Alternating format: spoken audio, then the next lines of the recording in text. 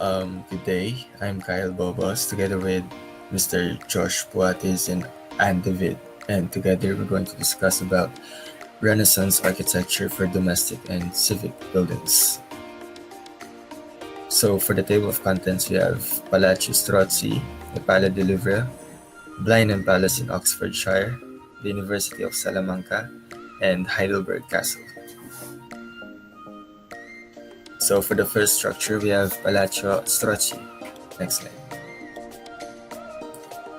This structure was built around 1489 to 1534 by Guglielmo di Maiano and Cronacat II.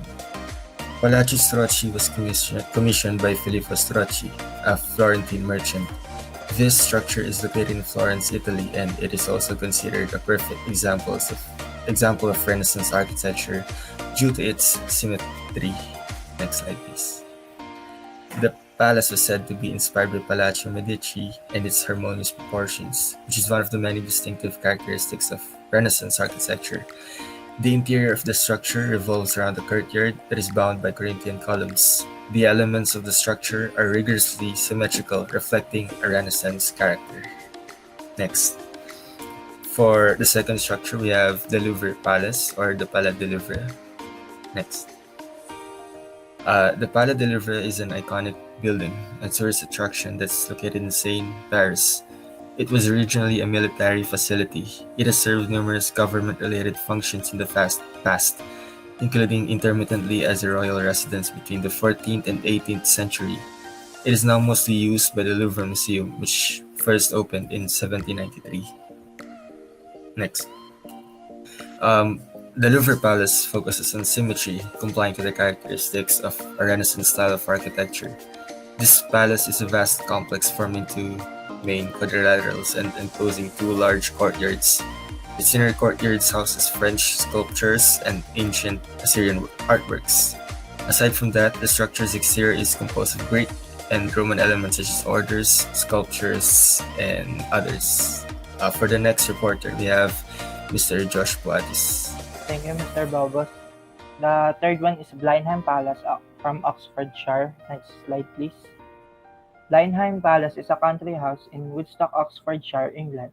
It is the seat of the Dukes of Marlborough and the only non-royal, non-episcopal country house in England to hold the title of palace. Next slide, please. Planned in the uncommon and brief English Baroque style, designed enthusiasm for the royal residence is separated today as it was in the 1720s. It is special in its consolidated use as a family house, mausoleum, and public landmark. Next. The fourth one is the University of Salamanca. The University of Salamanca is the oldest Christian university in Spain and one of the oldest in the world. It was founded by King Alfonso IX, which were constructed in the early Renaissance style. The buildings feature ornamented figures, and one of the most renowned of these is the now famous tourist attraction of the Frog on the Skull. The University Quarter is also home of the Palacio Anaya Palace and the Casa de las Conchas, which has a fifth facade in the style of the Isabellian Renaissance design. For our next reporter, let's call Ms. David. And for our last structure, let's proceed to Heidelberg Castle.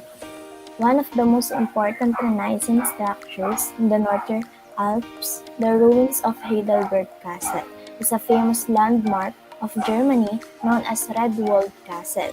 The earliest structure was built before 1214.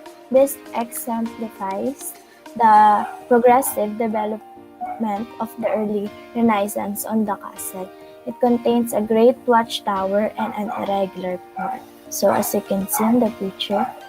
And next is the structure does not follow any particular constructional plan and exemplifies Renaissance, medieval, and Baroque architectural styles.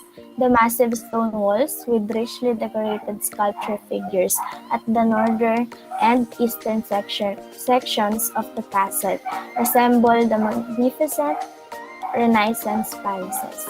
And to summarize, Renaissance architecture considered as a break in evolution of architecture by employing classical Roman or orders of architecture, which Proto-Baroque, Rococo, and Baroque was also introduced. It characterized with harmonious proportions, sculptures, ancient Assyrian artworks, ornamented figures, and does not follow any particular constructional plan, which greatly exemplifies Renaissance architecture. And that's all. Thank you.